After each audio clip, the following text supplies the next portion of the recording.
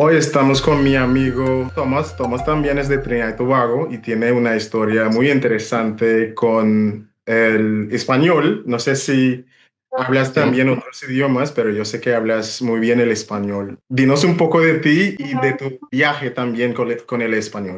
como tú acabas de decir, soy Tomás, soy estudiante universitario, mi título se trata de español y mi subespecialidad se trata de la psicología.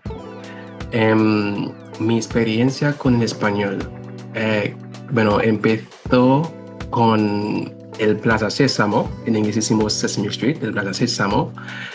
Había un monstruo que se llama Rosita y ella siempre cantaba en español, decía palabras en español.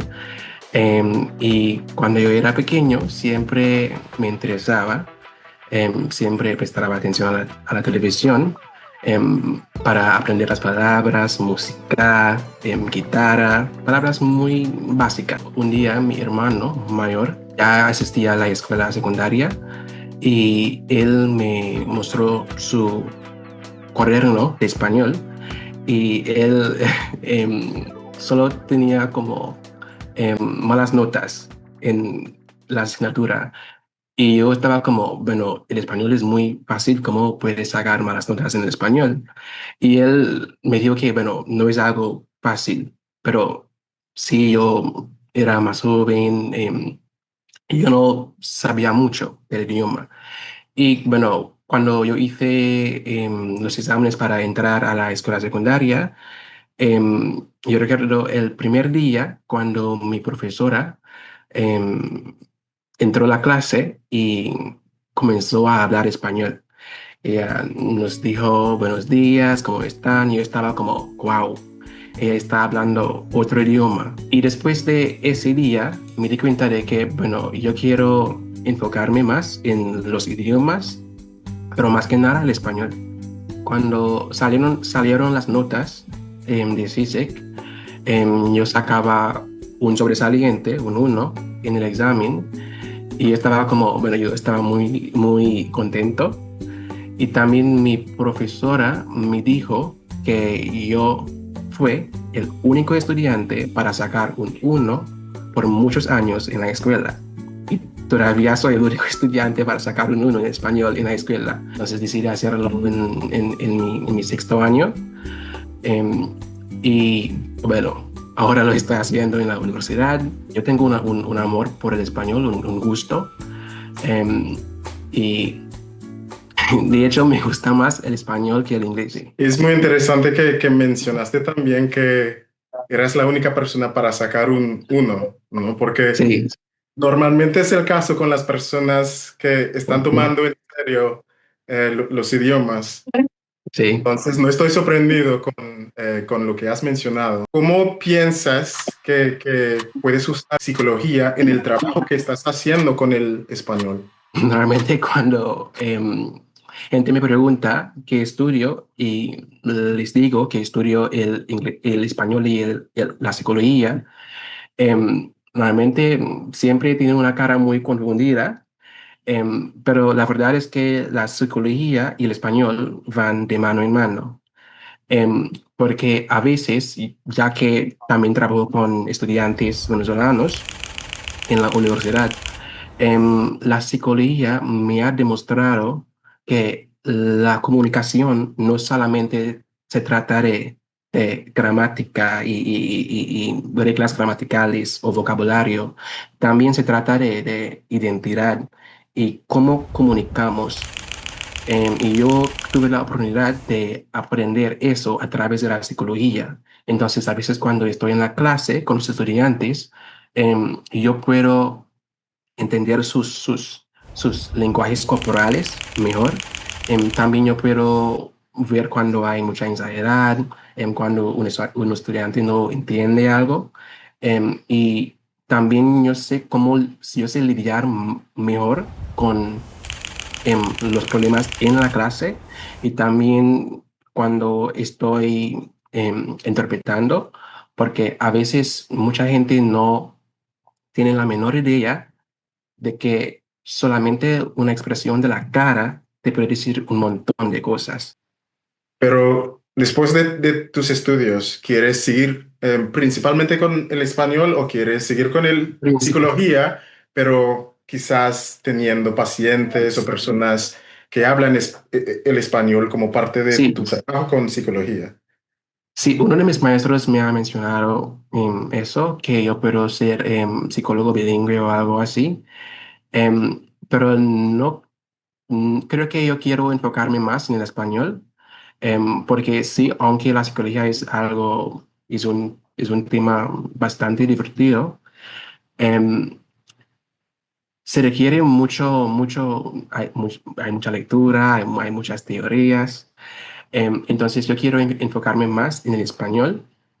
Sí, obviamente, si yo quiero echar una mano, lo voy a hacer, claro. Pero cuando termine mis estudios, yo quiero enfocarme más en el español. Sí. Pero me imagino que la lectura no es un problema, porque para llegar No, a no tu es- nivel español, sabemos que la lectura es algo muy poderoso también, ¿no? En sí, el sí, aprendizaje de cualquier idioma. Entonces me imagino que estás leyendo sí. y escuchando un montón. También trabajas, estás trabajando con la Cruz Roja. Sí. Dinos un poco de lo que estás haciendo en términos de la interpretación que haces, la interpretación médica, creo, con la Cruz Roja. Ujú. La Cruz Roja me ha demostrado que hay un montón de gente, de migrantes, que no son tratadas, o no son tratados equitativamente. Y también yo veo que hay mucha gente ahí cuando vienen para servicios médicos. Siempre nos dicen que no pueden acceder a los hospitales públicos. Y yo estaba en shock. em, y porque a veces dicen que, bueno, yo no puedo acceder a los servicios públicos porque ellos dicen que, bueno, yo no soy ciudadano de Trinidad, yo no hablo inglés, los doctores no pueden entender el español también. Y me di cuenta de que, bueno, necesitamos los intérpretes. La interpretación es algo esencial, es clave. Em, y en la Cruz Roja, no, la interpretación no es algo fácil, tú ya sabes. Sí. No es algo fácil porque tu mente sigue cambiando al inglés, al español, español al inglés, especialmente en un campo un campo de medicina. Entonces es como hay un montón de palabras en el campo de medicina. Hay algunas palabras que, bueno, a veces nunca hemos escuchado en inglés. Entonces, cuando lo escuchamos en español es como, wow, pero obviamente con una buena preparación, em, em, no vas a tener problemas con eso. Entonces, la experiencia fue una experiencia relevadora, diría. Em, También... yo creo que es un poco agotador porque es un montón de pacientes, vienen con desesperación, con muchos problemas, no tienen remedios a veces. Entonces es un poco difícil ver lo que está pasando en el país. Y yo creo que como intérprete em, te abre los ojos lo que nos está pasando, cómo se tratan los migrantes. Y siempre hay como el aspecto emocional del trabajo con los inmigrantes, que me imagino que has experimentado esta parte también, porque vienen con sus vidas, con sus historias, y los intérpretes, pues es recomendable que se separan mentalmente, Eh, emocionalmente de las historias de los inmigrantes y las personas que necesiten ayuda. ¿Cómo te separas emocionalmente, psicológicamente del trabajo que estás haciendo con la Cruz Roja? bueno, buena pregunta. Yo creo que el objetivo no es desconectarse completamente de las emociones, porque yo creo que la empatía es lo que le da sentido a la interpretación. Em, entonces, sí, yo sé que hay que poner límites, obviamente.